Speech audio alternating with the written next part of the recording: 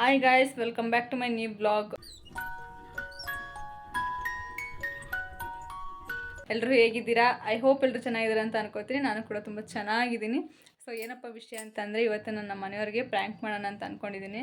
ನೋಡೋಣ ಅವರ ರಿಯಾಕ್ಷನ್ ಯಾವ ಥರ ಇರುತ್ತೆ. ಬೈತಾರ, ಅಳ್ತಾರ, ಖುಷಿ ಪಡ್ತಾರ, ಅವರ ರಿಯಾಕ್ಷನ್ ಯಾವ ಥರ ಇರುತ್ತೆ ಅಂತ ನೋಡೋಣ. ಅಂದರೆ ಇದು ನನ್ನ ಬ್ಲಾಗಲ್ಲಿ ಒಂದು ಚೇಂಜಸ್ ಇರಲಿ ಅನ್ನೋದಕ್ಕೋಸ್ಕರ ನಾನು ಮಾಡ್ತಾ ಇರೋದಷ್ಟೇ. ಬಟ್ ಪ್ರ್ಯಾಂಕ್ ಅಂದರೆ ತೀರಾ ದೊಡ್ಡ ಏನೇನೋ ಇರ್ತಾವಲ್ಲ, ಆ ಥರ ಪ್ರ್ಯಾಂಕ್ಗಳೇನು ಮಾಡ್ತಿಲ್ಲ. ಜಸ್ಟ್ ಸಿಂಪಲಾಗಿ ಒಂದು ಪ್ರ್ಯಾಂಕ್ ಮಾಡ್ತಿದ್ದೀನಿ. ಇವಾಗ ಅವ್ರು ಇನ್ನೂ ಬಂದಿಲ್ಲ ಕೆಲಸದಿಂದ. ನಾನು ಸ್ವಲ್ಪ ಬೇಗ ಬಂದಿದ್ದೀನಿ. ಅವ್ರು ಬರೋಷ್ಟರಲ್ಲಿ ಫಸ್ಟು ನಾನು ಇವಾಗ ಜಸ್ಟ್ ಕೆಲಸದಿಂದ ಬಂದು ಇನ್ನೂ ಫ್ರೆಶ್ ಅಪ್ ಕೂಡ ಆಗಿಲ್ಲ, ಇನ್ನೂ ಮುಖನೂ ತೊಳೆದಿಲ್ಲ. ಹೆಂಗಿದ್ದೀನಿ ಹಂಗೆ ಇದ್ದೀನಿ ಕೆಲಸದಿಂದ ಬಂದು. ಇವಾಗ ನೆಕ್ಸ್ಟು ಮುಖ ತೊಳ್ಕೊಂಡು ರೆಡಿಯಾಗಿ ಪೂಜೆ ಎಲ್ಲ ಮುಗಿಸಿ ಅವ್ರು ಬರೋಷ್ಟೊತ್ತಿಗೆ ಅವರು ಫ್ರೆಶ್ ಅಪ್ ಆಗ್ತಾರೆ. ಫ್ರೆಶ್ ಅಪ್ ಎಲ್ಲ ಆದಮೇಲೆ ಅವ್ರಿಗೆ ಪ್ರ್ಯಾಂಕ್ ಮಾಡೋಣ ಅಂತ ಅಂದ್ಕೊಂಡಿದ್ದೀನಿ. ನೋಡೋಣ ಯಾವ ಥರ ಪ್ರ್ಯಾಂಕ್ ಆಗ್ತಾರೆ ಅಂತ. ಬನ್ನಿ. ಫ್ರೆಶ್ ಅಪ್ ಎಲ್ಲ ಆಗಿ ಪೂಜೆ ಮಾಡೋಣ ಅಂತ ಕೂತ್ಕೊಂಡು 10 ನಿಮಿಷ ಆಗೋಗಿತ್ತು. ಅಷ್ಟ್ರಲ್ಲಿ ಬಂದೇ ಬಿಟ್ರು ಅವರಂತೂ.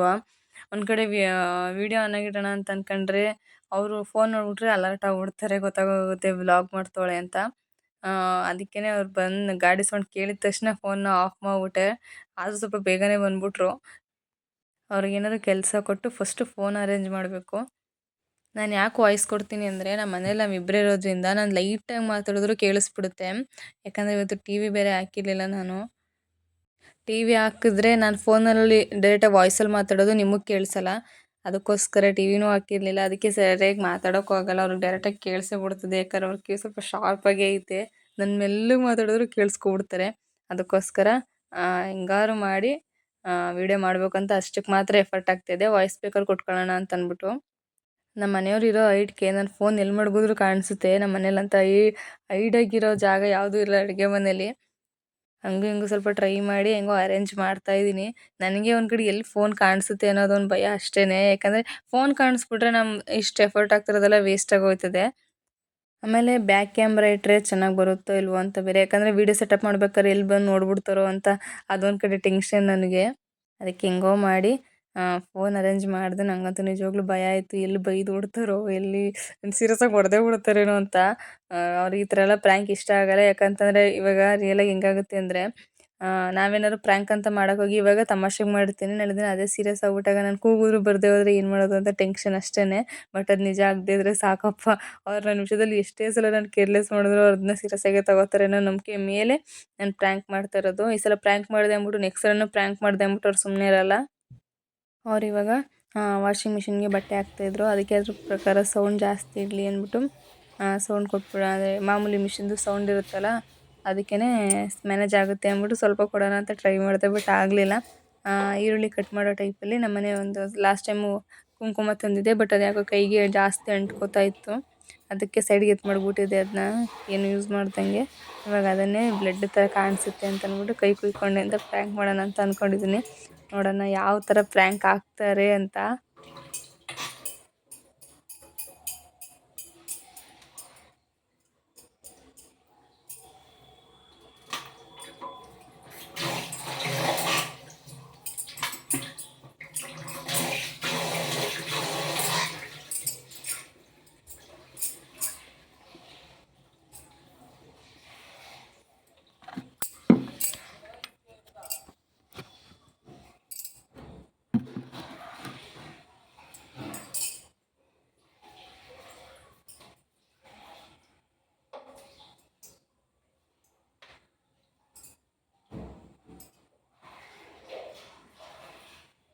ಅಮ್ಮ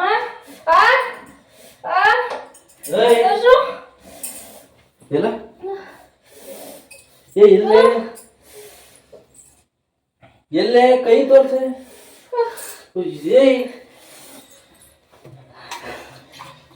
ನಿಮ್ಮ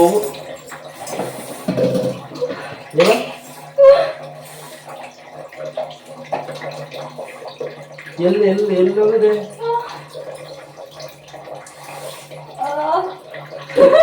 ನಿಮ್ಮ ನಾಯಿ ಬಿಡ್ತಾಳೆ.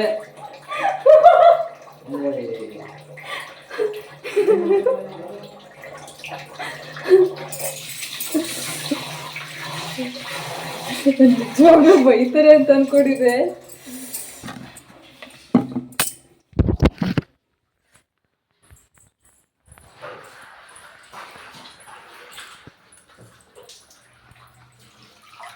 ಬೇಜಾರಾಯ್ತಾ?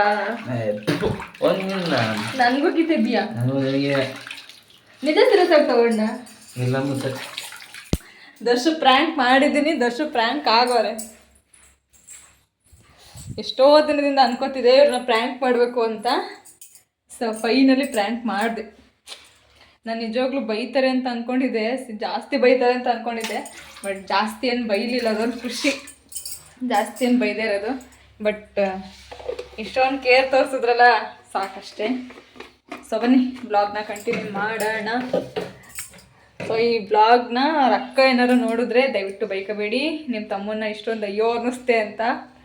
ಸೊ ಜಸ್ಟ್ ಫಾರ್ ಫನ್ಗೋಸ್ಕರ ಅಷ್ಟೇ. ಸೊ ಕೈಯೆಲ್ಲ ಕುಂಕುಮ ಆಗ್ಬಿಟ್ಟೈತೆ, ಇದಂತೂ ಜಾಸ್ತಿ ಆಗ್ಬಿಟ್ಟೈತೆ.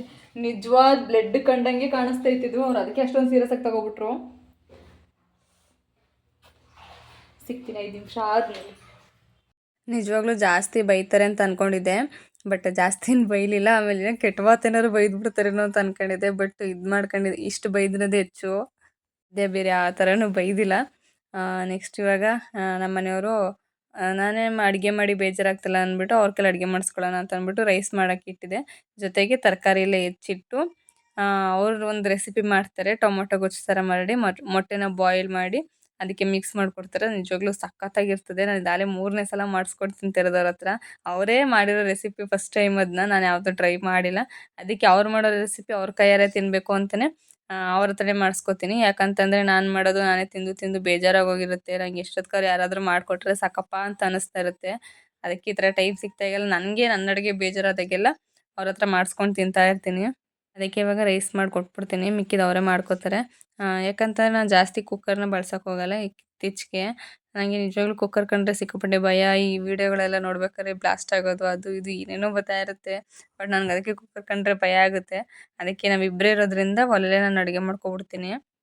ಒಲೆ ಅಲ್ಲ, ತಪ್ಪಲೆಲಿ ಅಡುಗೆ ಮಾಡ್ಕೊಬಿಡ್ತೀನಿ. ಇಬ್ಬರಿಗೆ ಅಲ್ವಾ ಮಸ್ತಾಗುತ್ತೆ.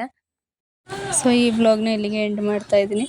ಸೊ ಸಿಗೋಣ ಮತ್ತೆ ನೆಕ್ಸ್ಟ್ ವ್ಲಾಗಲ್ಲಿ. ಯಾರೆಲ್ಲ ಸಬ್ಸ್ಕ್ರೈಬ್ ಮಾಡ್ಕೊಂಡಿರೋ ದಯವಿಟ್ಟು ಸಬ್ಸ್ಕ್ರೈಬ್ ಮಾಡ್ಕೊಳ್ಳಿ. Thank you so much.